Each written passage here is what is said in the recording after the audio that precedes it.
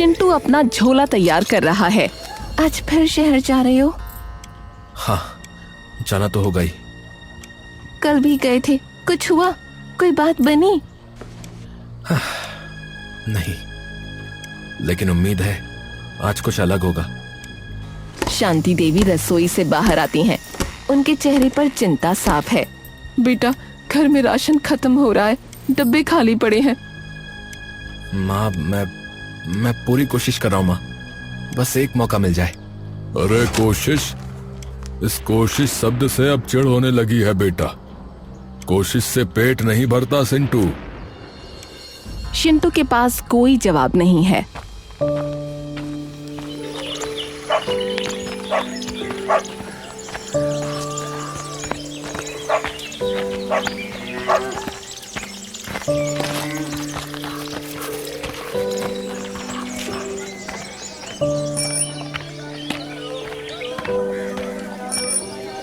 चिंटू चाय की दुकान पर खड़ा है। गोपाल चाय की चुस्कियां ले रहा है। और भाई, क्या खबर है? आज फिर शहर की तैयारी है? हाँ यार, एक इंटरव्यू है। अच्छा। अरे वो पिछले वाले का क्या हुआ? वो बड़ी कंपनी वाला, वो दिया था ना तूने? अरे यार, वही जो हमेशा होता है। अनुभव चाहिए, एक्सपीरियंस वो चाहिए बोलकर बाहर का रास्ता दिखा देते हैं। अरे यार, अजीब बात है यार, बिना नौकरी दिए अनुभव कहां से आएगा? क्या ये लोग पागल हैं क्या? अरे शिंटू, अरे यार, इतनी बड़ी बड़ी डिग्रियां लेकर, इतनी पढ़ाई करके भी अब तक खाली घूम रहा भाई। अरे गांव के चक्कर ही काटते रहोगे क्या? अरे भाई, चक्कर नहीं काट रहा हूँ यार, काम ढूंढ रहा हूँ यार। क्या बताऊं अब तुम्हें? अरे भाई, पढ़ाई लिखाई अपनी जगह है, और पेट तो रोटी मांगता है कि नहीं? काम कर, मेरी दुकान पे बैठ जा, हिसाब किताब देख लेना, 200 रुपए रोज दूंगा। कम से कम खाली तो नहीं रहोगे भाई। भाई, मैं कह रहा हूं ना कि मैं काम ढूंढ रहा हूँ। भाई, मैं किसी से भीख नहीं मांग रहा। अपनी ये दया अपने ही पास रखो, समझे? अरे भाई, अरे मैं तो तुम्हारे भले के लिए कह रहा हूँ भाई, इतना गुस्सा क्यों हो? तो मैं तो बस मदद ही कर रहा था। सुन रहे हो गोपाल भाई, आजकल सच सुनना सबको बुरा लगता है। चिंटू बिना कुछ कहे चला जाता है। पीछे से कंचन और उसके दोस्त हंसने लगते हैं। दोपहर, शहर का एक आधुनिक ऑफिस का केबिन शांत है। ऑफिसर फाइलें पलट रहा है। चिंटू उसके सामने वाली कुर्सी के कोने पर घबराया हुआ बैठा है। तो आपकी क्वालिफिकेशन क्या है? सर, मैं ग्रेजुएट हूँ। कंप्यूटर का अच्छा ज्ञान है, एक्सेल और टाइपिंग वगैरह भी जानता हूँ। और पिछला अनुभव? कहाँ काम किया पहले? सर, अनुभव नहीं है, अभी पढ़ाई पूरी ही की है, लेकिन मैं बहुत जल्द सीख जाऊंगा। आप बस देखो शिंटू, ये कोई ट्रेनिंग सेंटर नहीं है। हमें एक्सपीरियंस बंदा चाहिए जो पहले दिन से काम संभाल सके, समझे? सर, अगर कोई मौका ही नहीं देगा तो अनुभव कहाँ से आएगा? बस एक मौका सर, मैं दिन रात एक कर दूंगा। सॉरी भाई, सॉरी। हमारे पास और भी कैंडिडेट्स हैं जिनके पास 2 साल तक का अनुभव है। आप जा सकते हैं। चिंटू कुछ और कहना चाहता है, लेकिन ऑफिसर पहले ही दूसरी फाइल खोल चुका है।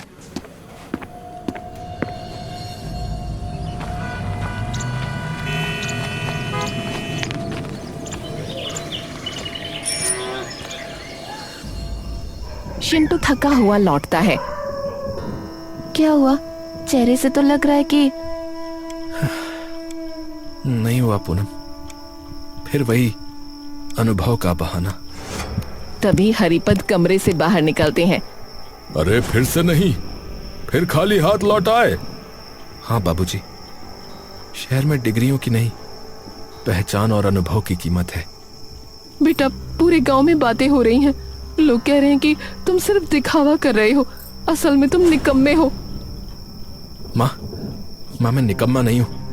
जो कहना बता देना उसको। मैं मेहनत कर रहा हूँ, मीलों पैदल चल रहा हूँ ताकि कुछ पैसे बचा सकूं।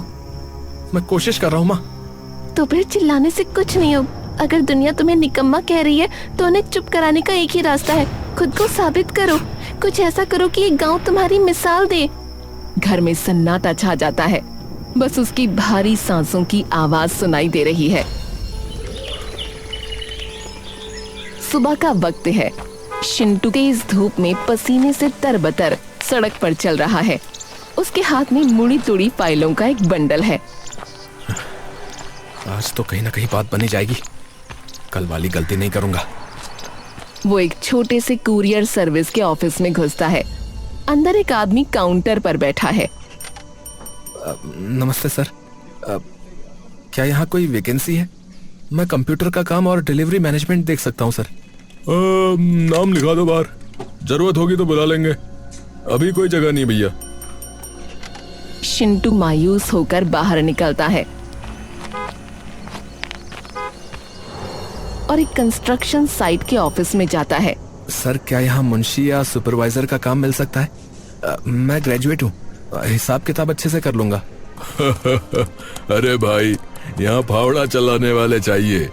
हिसाब रखने के लिए हमारे पास पहले से ही बंदे हैं। अरे जाओ कहीं और देखो। सर कोई भी छोटा काम, घर में बहुत जरूरत है सर। अरे भाई बोला ना, आगे बढ़ो, काम नहीं है यहाँ। चिंटू ऑफिस से बाहर आता है। वो सड़क के किनारे फुटपाथ पर बैठ जाता है और अपनी पानी की खाली बोतल को देखता है। शहर की ऊंची इमारतें उसे डराने लगती हैं।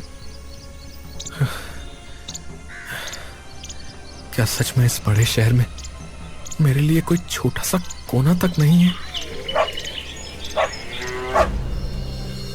चिंटू बैठा है। पूनम उसके पास जाकर बैठती है। उसके हाथों में एक पुराना सिलाई का कपड़ा है। अगर मैं सिलाई का काम शुरू करूं तो शहर की बुटीक से काम मिल सकता है। सिलाई? अरे फिर लोग क्या कहेंगे पूनम कि ग्रेजुएट पति घर पर बैठा है और पत्नी दूसरों के कपड़े सिल रही है। लोग अभी भी तो बोल रहे हैं उनकी बातों से घर में राशन नहीं आता, काम से आएगा। पूनम ठीक कह रही है। शहर की खाक छानने से अच्छा है अपनी मिट्टी में ही कुछ करो। कर्ज लेकर कुछ नया काम क्यों नहीं शुरू करते हो? कर्ज? बापूजी, हमारे पास गिरवी रखने को है ही क्या? और अगर काम नहीं चला, अगर पैसा डूब गया तो हम सबके सब सड़क पर आ जाएंगे बाबूजी। अरे डरोगे तो उम्र भर अनुभव ही ढूंढते रह जाओगे। हाँ, बिना जोखिम के कोई बड़ा आदमी नहीं बना आज तक। चिंटू खामोश हो जाता है। वो पूनम के हाथों में थमी सुई धागे को देखता है और फिर अपने खाली हाथों को। कमरे में एक भारी सन्नाटा है।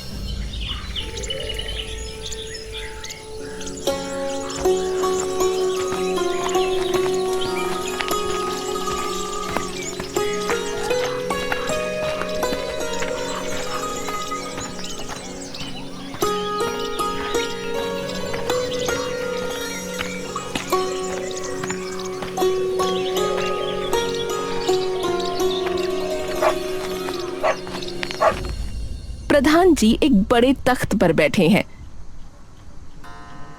देखो चिंटू, शहर की ठोकरें बहुत खा ली तुमने। अब कुछ अपनी मिट्टी के लिए करो। अपना खुद का बिजनेस स्टार्ट करो, जैसे सिलाई, अगरबत्ती बनाने का काम है, कहीं कोई पैकेजिंग का काम वगैरह वगैरह। सिलाई के काम में फायदा हो सकता है? अरे फायदा सिलाई में नहीं, तुम्हारी नीयत में होता है बेटा। तुम्हारी नीयत में अगर जी तोड़ मेहनत करोगे तो ये छोटा सा बाड़ा तुम्हें शहर की किसी भी नौकरी से ज्यादा इज्जत देगा। बोलो, है हिम्मत? हाँ प्रधान जी, मैं तैयार हूं। अगर मेहनत ही रास्ता है तो मैं पीछे नहीं हटूंगा। ठीक है, मैं ये काम करूंगा। हाँ, बहुत अच्छे। बस काम की तैयारी करो, बाकी मैं देख लूंगा। गांव का एक पुराना कमरा। चिंटू और गोपाल एक पुराने कमरे की सफाई कर रहे हैं। कमरे में कुछ पुरानी मेजें और धूल भरी जगह है। तभी कंचन वहां से गुजरता है और दरवाजे पर रुककर ताना मारता है। ओहो, तो अब शहर का साहब दर्जी बनेगा है? अब कपड़े वगैरह सियोगे है भाई? अरे वो कहाँ गई वो बड़ी बड़ी डिग्रियां विग्रियां हैं जिनके बारे में बताया करते थे तुम? हैं? हाँ कंचन, क्यों नहीं। डिग्रियां तो दराज में रखी हैं। अब हाथ की काबिलियत आजमा रहा हूं। अपनी मेहनत का मालिक बनूंगा और दूसरों को भी काम दूंगा। और सिर्फ ये अकेला नहीं है, मैं भी इसके साथ हूं। हम मिलकर दिखाएंगे कि सिलाई की मशीन से भी तकदीर बदली जा सकती है।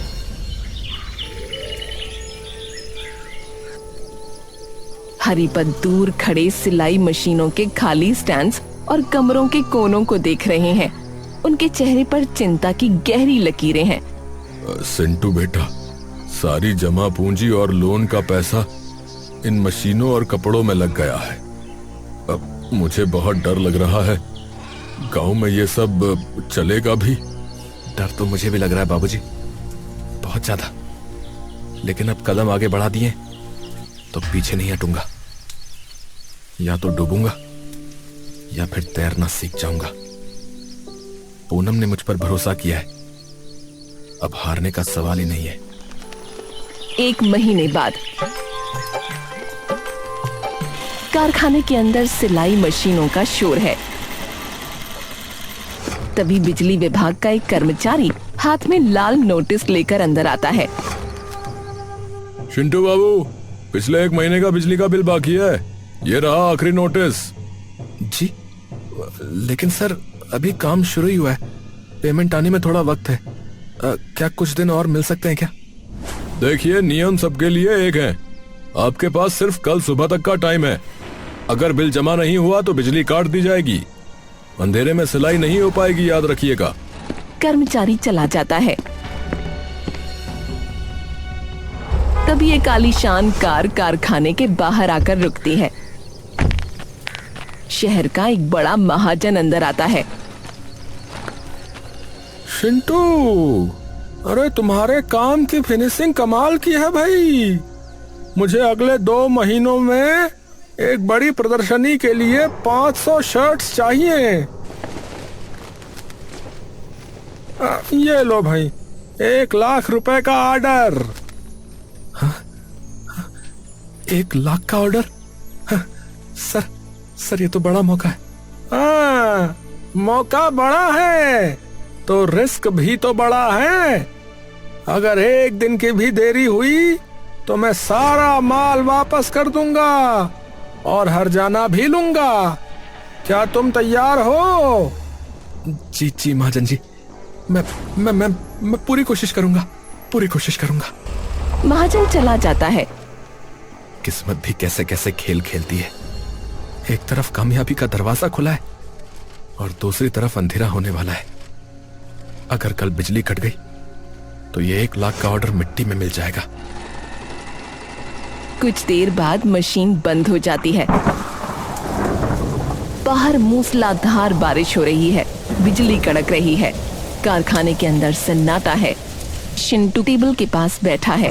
उसके सामने एक सिली हुई कमीज है। किस्मत का भी कैसा खेल है। एक तरफ 1 लाख का बड़ा ऑर्डर मिला है और दूसरी तरफ इस सिलाई मशीन की मोटर ही जल गई। अगर कल सुबह तक ये पहली खेप तैयार नहीं हुई तो महाजन ऑर्डर रद्द कर देगा। ऊपर से ये बिजली विभाग का नोटिस, कल बिल नहीं भरा तो बिजली काट देंगे वो लोग। हरिपद दरवाजे पर खड़े हैं। उनके चेहरे पर लाचारी और डर है। अब बेटा, मुसीबतें अकेले नहीं आती। मशीन खराब है, बिजली कटने वाली है और हाथ में फूटी कौड़ी नहीं है। सब कुछ तो इन कपड़ों के थानों में लगा दिया। अब रात के इस पहर में पैसे कहां से आएंगे कि मैकेनिक को बुलाएं या बिल भरें। तभी पूनम सिर पर पल्लू रखे भीगती हुई तेजी से अंदर आती है। उसके हाथ में एक छोटा सा कपड़े का थैला है। ये लो, इसमें पैसे हैं। इतने हैं कि मैकेनिक भी आ जाएगा और बिजली का बिल भी भर जाएगा। हाँ पूनम, इतने पैसे तुम्हारे पास कहां से आए? पिछले कुछ महीनों में छुपकर सिलाई का जो काम मैंने किया था, ये उसी की बचत है। मैंने सोचा था इससे अपनी पसंद का कुछ लूंगी, पर अभी हमारे कारखाने को बचाने की जरूरत ज्यादा है। नहीं पूनम, ये तुम्हारी मेहनत की गाढ़ी कमाई है। मैंने वादा किया था कि मैं घर चलाऊंगा और तुम्हें सुख दूंगा। मैं इन पैसों को हाथ नहीं लगा सकता। ये मेरा तुम्हारा करने का वक्त नहीं है। अगर ये कारखाना तुम्हारा सपना है तो ये मेरा भी भविष्य है। हम अलग अलग नहीं लड़ रहे, एक होकर लड़ रहे हैं। अभी बहस मत करो। सुबह होते ही सबसे पहले बिजली का बिल भरना और फिर मैकेनिक को लेकर आना। हम रात भर हाथ से जो हो सके वो करेंगे, पर हारेंगे नहीं। तुम सही कह रही हो। रात भर हम तैयारी करेंगे और जैसे ही सूरज निकलेगा मैं शहर भागूंगा। बाहर बारिश तेज है, लेकिन अंदर अब एक नई उम्मीद की लौ जल रही है। 2 महीने बाद महाजन का बड़ा आधुनिक ऑफिस शिंटू ऑफिस में दाखिल होता है। वो साफ सुथरे कपड़ों में है और चेहरे पर आत्मविश्वास है। उसके पीछे गोपाल और एक अन्य मजदूर। ऑफिस के कोने में वही ऑफिसर खड़ा है जिसने शिंटू को पहले सॉरी कहकर नौकरी देने से मना कर दिया था। वो हैरान होकर शिंटू को देख रहा है। वादे के अनुसार आपका पूरा ऑर्डर तैयार है। 500 शर्ट्स चेक कर लीजिए। अरे बहुत अच्छे शिंटू, वक्त के पाबंद और काम में सफाई, यही एक सच्चे बिजनेसमैन की पहचान है बेटा। तुम्हारी फिनिशिंग तो शहर के बड़े बड़े ब्रांड्स को टक्कर दे रही है। हाँ। तभी उसकी नजर उस ऑफिसर पर पड़ती है। ऑफिसर नजरें चुराता है। सर, आपको याद है कुछ महीने पहले मैं इसी ऑफिस में नौकरी मांगने आया था। आपने कहा था हमें अनुभव वाला चाहिए। ऑफिसर चुप रहता है। उसका चेहरा शर्म से लाल हो जाता है। महाजन भी ध्यान से सुन रहा है। उस दिन आपने मुझे नौकरी नहीं दी क्योंकि मेरे पास अनुभव नहीं था, लेकिन आज मैं यहां नौकरी मांगने नहीं बल्कि आपके सबसे बड़े ऑर्डर की डिलीवरी देने आया हूं। अनुभव नौकरी करने से नहीं बल्कि मुसीबत का सामना करने और खुद पर भरोसा करने से आता है। आज मेरे पास भगवान की कृपा से अनुभव भी है और अपना काम भी। ये बहुत बढ़िया बात कही शिंटू। काबिलियत डिग्री या तजुर्बे की मोहताज नहीं होती, वो तो मेहनत और लगन से बनती है। मुझे खुशी है बेटा कि मैंने तुम्हें परखा। हाँ। धन्यवाद सर। और सर, उम्मीद है अगली बार जब कोई नया लड़का यहाँ आए तो आप उसे सिर्फ अनुभव की कसौटी पर नहीं परखेंगे बल्कि उसकी कोशिश को भी एक मौका देंगे। पेमेंट का चेक लेता है और गोपाल के साथ गर्व से ऑफिस से बाहर निकल जाता है। ऑफिसर उसे जाते देखता रहता है। उसके पास कहने को कुछ नहीं है। कारखाने के अंदर सिलाई मशीनों की आवाज गूंज रही है। चारों तरफ नए कपड़ों के थान और पैकिंग के लिए तैयार शर्ट्स के बंडल रखे हैं। प्रधान जी और गांव के कुछ लोग हैरान होकर अंदर का नजारा देख रहे हैं। अरे बहुत अच्छा काम किया है शिंटू, बहुत अच्छा काम किया है बेटा। तुमने पूरे गांव के युवाओं को दिखा दिया कि अपनी मिट्टी में रहकर भी किस्मत बदली जा सकती है बेटा, बदली जा सकती है। अब लोग तुम्हें साहब नहीं बल्कि मालिक कहेंगे बेटा, मालिक। तभी कंचन झिझकते हुए आगे आता है। उसके हाथ में एक छोटा सा सैंपल है और लहजा पूरी तरह बदल चुका है। शिंटू भाई, क्या मुझे अपने शहर वाले शोरूम के लिए यहाँ से कपड़े सप्लाई करोगे?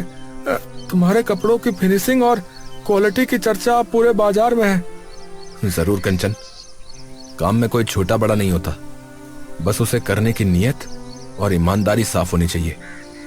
हम साथ काम करेंगे। देखा भाई, मैंने कहा था ना कि तुम कर सकते हो। आज देखो, शहर वाले तुम्हारे पास चलकर आ रहे हैं। हरिपद पास आते हैं। उनकी आंखों में गर्व के आंसू साफ दिख रहे हैं। बेटा, बेटा मुझे माफ कर देना बेटा। मैंने तुझ पर खामखा शक किया, तुझे निकम्मा समझा, लेकिन आज मुझे सच में तुम पे बहुत गर्व है बेटा। तुमने मेरा सिर ऊंचा कर दिया बेटा। बाबूजी, मुझे शहर में ऑफिस वाली नौकरी तो नहीं मिली, लेकिन मुझे मेरा अपना काम जरूर मिल गया, और यह किसी भी नौकरी की गुलामी से कहीं बढ़कर है। अब कोई तुम्हें बेरोजगार नहीं कहता शीटू। अब तुम 10 लोगों को रोजगार देने वाले एक मालिक हो। और ये सब इसीलिए मुमकिन हुआ पूनम, क्योंकि मैंने खुद पर, अपनी मिट्टी पर और तुम्हारे भरोसे पर यकीन किया।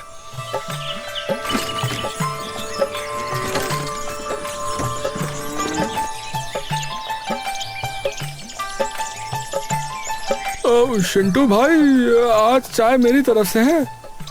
नहीं कंचन, आज मैं सबको चाय पिलाऊंगा। आज मेरे पहले बड़े ऑर्डर का पेमेंट जो आया है, तो अब शहर जाकर इंटरव्यू नहीं दोगे क्या? नहीं, अब शहर के लोग यहां काम मांगने आएंगे। बेरोजगारी की उस आग ने मुझे जलाया नहीं, बल्कि एक नया इंसान बनाया गोपाल भाई। चिंटू चाय का घूंट लेता है और आत्मविश्वास के साथ दूर क्षितिज की ओर देखता है।